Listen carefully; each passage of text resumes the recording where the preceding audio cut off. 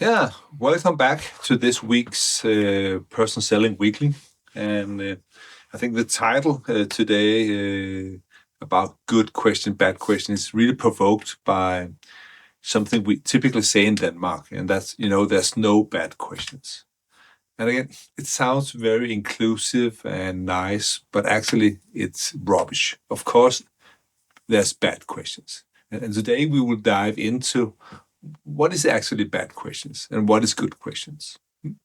So for you who want to really get a deeper understanding of how questions can help you or sabotage you, I think this episode today would really be helpful. A lot of people know that I think questions can be useful, maybe even powerful. And I think one of the reasons why it's so powerful is that people cannot not answer questions. So if I ask you, do you have a car? What color does your car have? Where do you live? Do you have kids? So even if we are not discussing face to face, in your head, answers are popping up. So questions are very powerful in order to actually, in a way, promote your thinking. And what you're thinking is what can lead to actions. And that's why it's so powerful. And I remember a few years back, we were doing a project for one of the cities in Denmark, training some social workers. And here you could say, wow, social workers, what does that have to do with sales? But I think these social workers were working with young, vulnerable kids. And you could say that those social workers had a very big sales job in front of them, because they basically had to sell the idea to these young kids.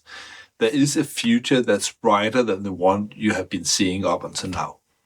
And again, if they could do that, they could actually help these young people transform and become more successful for themselves and the society of which they are part. And what I understood from interacting with these social workers at first was that they were asking a lot of stupid, bad questions.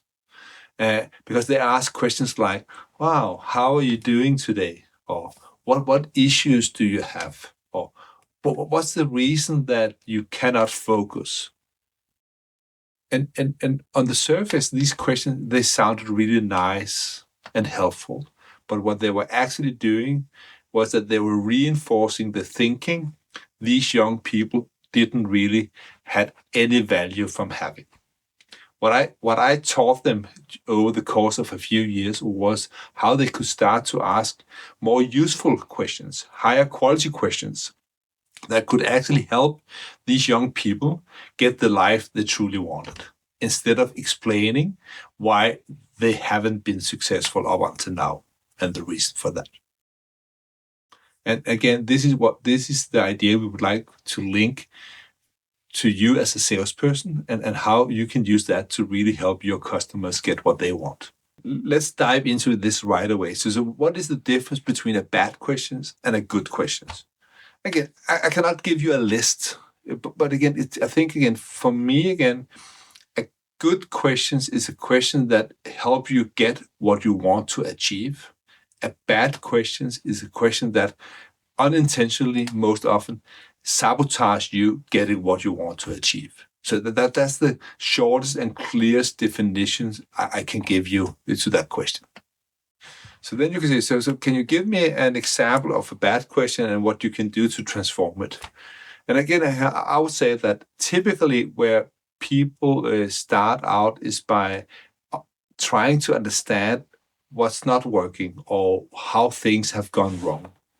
And so it could be a question like, so what issues do you see with your process today? And the reason why this is really an unhelpful question is that when people ask questions like this, you're basically reinforcing what's not working for them.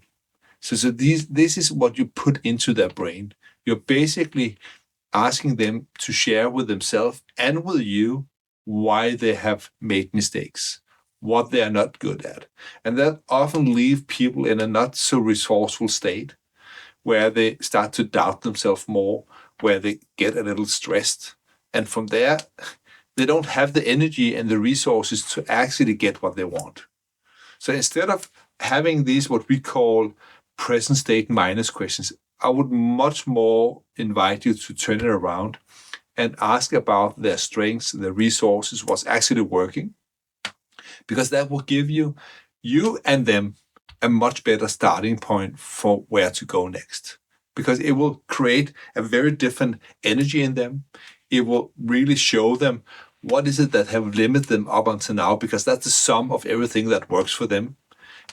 You will remind them of their strengths, and this is really what they need to move forward. So I think really having this shift from where you start, I think is really what is important to have in the back of your mind every time you go in and wanting to have a good conversation with a potential customer or one of your existing customers. Helping them understand what's working instead of what's not working, because that's what you need for them to realize, for them to actually share with you what they truly want, not just what they want to get rid of. What if the customer is actually focusing on what's not working? How can you ask questions that focus on the positive? And I think that's not easy, because sometimes you can ask the right high quality questions, but the customer will distort those into bad questions. And there it's important that you need to understand how to politely interrupt the customer before they get too long into the wrong story. And there again, sometimes if you're really good, if you have sharp sensory acuity, you will know that have happened long before they start to speak. So if you know their nonverbal tells for being in the red or the green in an open or negative state, you will understand whether they actually have heard your question the way you intended them to hear it, or whether they have distorted it into a negative question. So I think again, that's high level. I think let's go a little more easy and give you some examples of how to become better at asking better questions. So what is it that characterize a high quality, good questions? And I think for me, the first dimension out of 4 I'm thinking about normally is that, do you ask questions which lead the customer to focus on what's actually working for them, their resources, their strengths, and where they want to go? So that's really the first thing. Instead of focusing them on what they don't want and what's not working and what haven't worked, because that would just drag the energy out of the conversation, or build the whole motivation around and away from motivation. And I think you don't want to do that if you want to create sustainable results. So the first dimension in asking high quality questions is really to become aware of whether you bring the customer into an open, positive state or into a negative, closed state. The second dimension you can focus on is whether you are asking open or closed questions. A lot of people are asking too many closed questions. So questions that lead to a yes, no. And the reason why I call it closed questions is that it basically close down the mind of the customer. So say, if you ask the customer, so have you used this question long? They will go yes, no. And then in a way, they have to fight themselves to get past that, to say, yes, I have actually used it for 4 years. So again, instead of asking that closed question, you could have decided to ask an open question, which was basically, so for how many years have you used the present solution? Because now the customer can mentally directly go to the answer and say, 4 years. So, and again here, the beauty of this is that the more you ask open questions, the easier it will be for the customer to actually share useful information with you. And when you do that, focusing on what's working, the positive, there will be less friction, because it's easier for people to share what's actually positive than what they have made wrong or what's not working for them. So if you combine these two ideas, asking questions about what's working and what they truly want to see more of, and combine this with open questions, I think you are halfway to asking really high quality questions. The third dimension, which we will cover here, is besides having this open-closed dimension, the red-green, as we call it, the negative-positive, the more you're also aware of where in time you take the customer mentally, the more powerful your questions becomes. Because sometimes you want to let your question guide the customer to the past because there's some information in the past you would like to bring into the present. Other times there are situations where you want to bring the customer into the present state because you want them to really know where they are. And sometimes you want your positive open questions to bring the customer into the future so that you can actually understand where they would like to end up. So knowing how you can use time in your questions is extremely powerful. So the fourth dimension, so the one we add when you're already mastering level 1, which is about open, green or red, 2, open, closed, 3, time, is how to tailor your question so it fits the way the customer thinking. And here we're using a powerful tool from the NLP toolbox called meta programs. And meta programs is a set of dimensions that basically allow you to understand not what a customer is thinking, but how they think.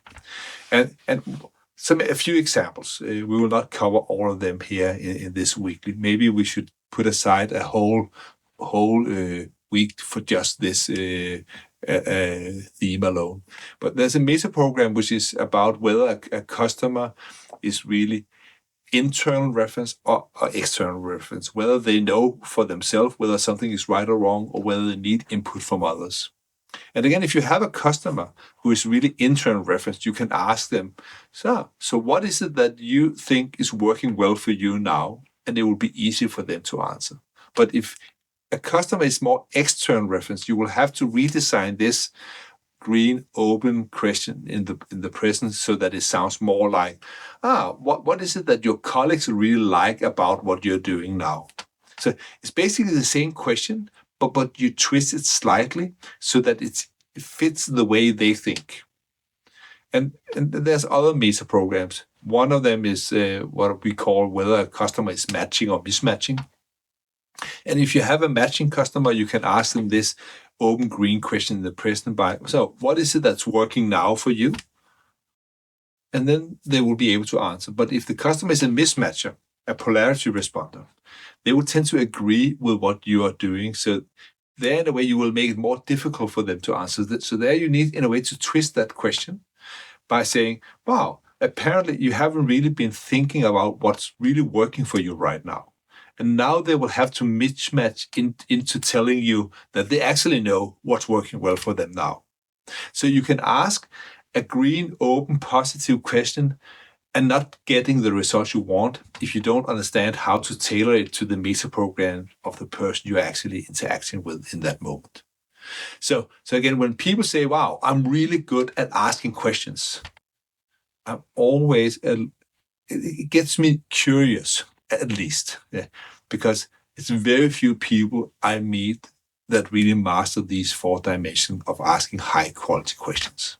Okay, so if you have gotten some inspiration from this and maybe some ideas about how to handle your next customer meeting, go on and press like and maybe even subscribe so that you will get the next episode in a week from now.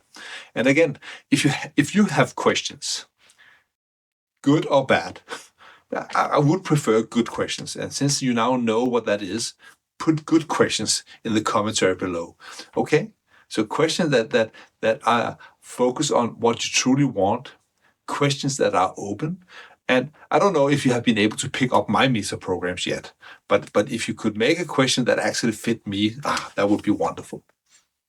So that will be your challenge until we meet again next week.